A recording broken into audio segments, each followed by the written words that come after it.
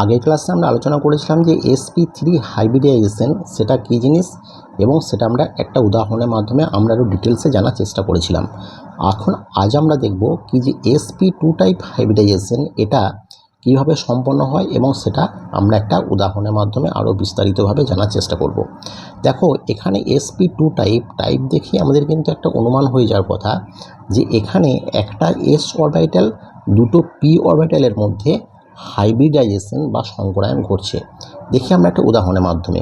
ধরো আমরা ধরলাম কি যে বোরন ট্রাইক্লোরাইড, ঠিক আছে, বোরন ট্রাইক্লোরাইড BCl3, এটা হচ্ছে বোরন ট্রাইক্লোরাইডের সংকেত। এখানে আমরা দেখব এই যে বোরন যে অ্যাটমটা রয়েছে এটি কিভাবে sp2 হাইব্রিডাইজড হচ্ছে, ঠিক আছে। তো আমাদের বোরনের অ্যাটমিক নাম্বার কত? বোরনের অ্যাটমিক নাম্বার হচ্ছে hydrogen, helium, lithium, barium, boron, অর্থাৎ এর অ্যাটমিক নাম্বার হচ্ছে 5। তাহলে এর যদি আমরা ইলেকট্রন কনফিগারেশন দেখি, ইলেকট্রন কনফিগারেশন যদি আমরা দেখি তাহলে আমরা কি দেখব 1s2 2s2 দুটো চারটে এবং 2p1। এখন এর যদি বক্স কনফিগারেশন আমরা দেখি, তাহলে আমরা কি দেখব এখানে আমরা 1sটাকে আমরা এইভাবে লিখতে পারি, তারপরে এটা হচ্ছে 2s এবং এটা হচ্ছে p, অর্থাৎ 1sে দুটো ইলেকট্রন আছে একটা, এবং প্রত্যেকটা কক্ষে যখন অরবিটালে দুটো করে ইলেকট্রন থাকে এবং এই ইলেকট্রনগুলো কিন্তু একটা যদি ক্লকওয়াইজ ডাইরেকশনে ঘোরে তাহলে অন্য একটা ইলেকট্রনটা কিন্তু অ্যান্টি ক্লকওয়াইজ ডাইরেকশনে ঘুরবে, দুটোই কিন্তু একই মুখে ঘুরতে পারে না। সেই জন্য আমরা ইলেকট্রনগুলোকে এইভাবে দুটো অপোজিট ডাইরেকশনে আমরা এইভাবে ডিনোট করি, অর্থাৎ এটা একটা যদি ক্লকওয়াইজ হয় এটা হচ্ছে অ্যান্টি ক্লকওয়াইজ, দেন এটা হচ্ছে 2s, এটাও কিন্তু একই রকমভাবে এইভাবে ডিনোট করব। এবং দেখো p অরবিটালটাকে আমরা তিনটে ভাগে ভাগ করি, মানে একটা x, একটা y এবং একটা z। তাহলে এটা হচ্ছে একটা px, এটা হচ্ছে py এবং এটা হচ্ছে pz। এবং এখানে p অরবিটালে মাত্র একটা ইলেকট্রন আছে, অর্থাৎ সেটাকে আমরা pxটাকে আমরা শুধুমাত্র একটা দিয়ে আমরা ডিনোট করলাম। দেখো এই যে অবস্থাটা রয়েছে এটা হচ্ছে গ্রাউন্ড স্টেট, ঠিক আছে, এটা হচ্ছে গ্রাউন্ড স্টেট, অর্থাৎ যখন এই বোরন কোনো বিক্রিয়ায় অংশগ্রহণ করেনি।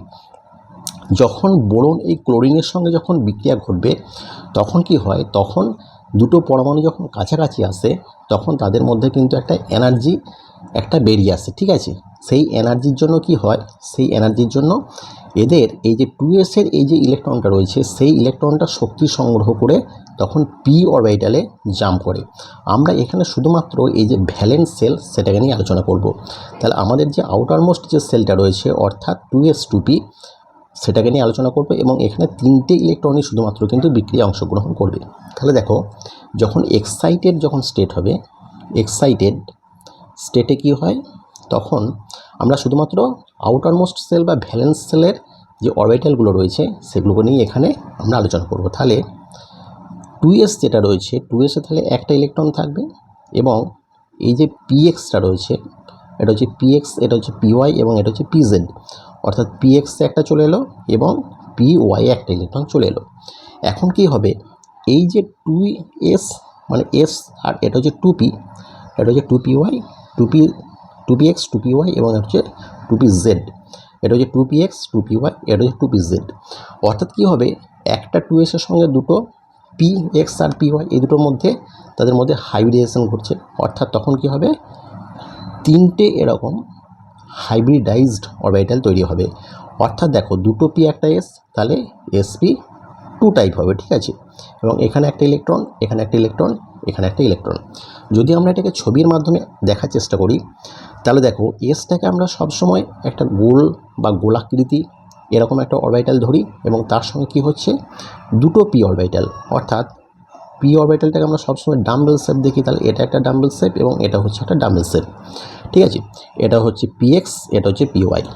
তাহলে এই দুটোর মধ্যে যখন হাইব্রিডাইজেশন ঘটছে তখন এই দুটো কিন্তু সেপারেটলি এর মধ্যে কিন্তু শুধুমাত্র s বা শুধুমাত্র p এর কিন্তু কোনো রকম ক্যারেক্টারিস্টিক্স থাকবে না, তখন তিনটি সমান তাদের মধ্যে চারিত্রিক গুণাবলী থাকবে। অর্থাৎ তখন হয়ে যাবে কীরকম, যে এটা হচ্ছে একটা এরকম একটা হয়ে গেল, এরকম একটা হয়ে গেল এবং এরকম একটা হয়ে গেল, অর্থাৎ এটা হচ্ছে কি, এটা হচ্ছে sp, এটা হচ্ছে sp এবং এটা হচ্ছে sp, এবং এই তিনটে কিন্তু এইভাবে থাকবে। কীভাবে থাকবে, যে ধরো আমরা যদি দেখি এরকমভাবে একটা থাকবে, দেন এরকমভাবে থাকবে একটা, এবং দেন এরকমভাবে একটা থাকবে। ঠিক আছে, এই তিনটে হয়ে গেল। তাহলে এটা হচ্ছে sp2 টাইপ, sp2 হাইব্রিডাইজেশন। ঠিক আছে, এবার এটাকে যদি আমরা একটু ছবির মাধ্যমে দেখার চেষ্টা করি, তখন একটা সমবাহু ত্রিভুজের এই যে তিনটি বাহু, এর মাঝখানে কি হয়, এর মাঝখানে থাকে বোরন, এবং এর চারদিকে এই তিনটে ক্লোরিন পরমাণু থাকবে। এখন দেখো এটার সঙ্গে কী হয়, দেখো প্রত্যেকটা এই যে অরবিটালটা রয়েছে, হাইব্রিডাইজড যে অরবিটাল তৈরি হলো, এর প্রত্যেকটার মধ্যে কিন্তু একটা করে ইলেকট্রন আছে। এখন কি হয়, বোরন যেটা বা ক্লোরিন যেটা, সেই ক্লোরিনের সর্ববহিস্থ কক্ষে বা ভ্যালেন্স ইলেকট্রন কটা, একটা। ঠিক আছে, তখন কি হয়, এই ক্লোরিন এটার সঙ্গে যুক্ত হচ্ছে, এখানে একটা ক্লোরিন যুক্ত হলো, এখানে একটা ক্লোরিন যুক্ত হলো, এবং এখানে একটা ক্লোরিন যুক্ত হয়, এবং ক্লোরিনের একটা এটার সঙ্গে যুক্ত হয়ে কী হয়, দুটো করে হয়ে যায়। তখন কী হয়, প্রত্যেকটা অরবিটালে দুটো করে ইলেকট্রন হয়ে যাওয়ার জন্য কি হয়, এই যে যৌগটা তৈরি হলো এটা কিন্তু সুস্থিত হয়। ঠিক আছে, কাজেই তখন এইভাবেই একটা বোরন ট্রাইক্লোরাইড এটা তৈরি হয়। এবং এখানে এই যে বন্ডগুলো তৈরি হয়, মানে অর্থাৎ আমরা যদি দেখি যে বোরন ট্রাইক্লোরাইড, ধরো এই সিএল, এখানে একটা সিএল এবং এখানে একটা সিএল, এই যে বন্ডগুলো তৈরি হয়, এই বন্ডগুলো কিন্তু প্রত্যেকটা সিগমা বন্ড তৈরি হয়। ঠিক আছে, পাই বন্ড কীভাবে তৈরি হয় সেটা আমরা পরে আলোচনা করব। তাহলে আজকে আমরা দেখলাম যে sp2 টাইপ হাইব্রিডাইজেশনটা কী জিনিস, এবং আমরা একটা উদাহরণের মাধ্যমে এটাকে আরও ক্লিয়ার করার চেষ্টা করলাম।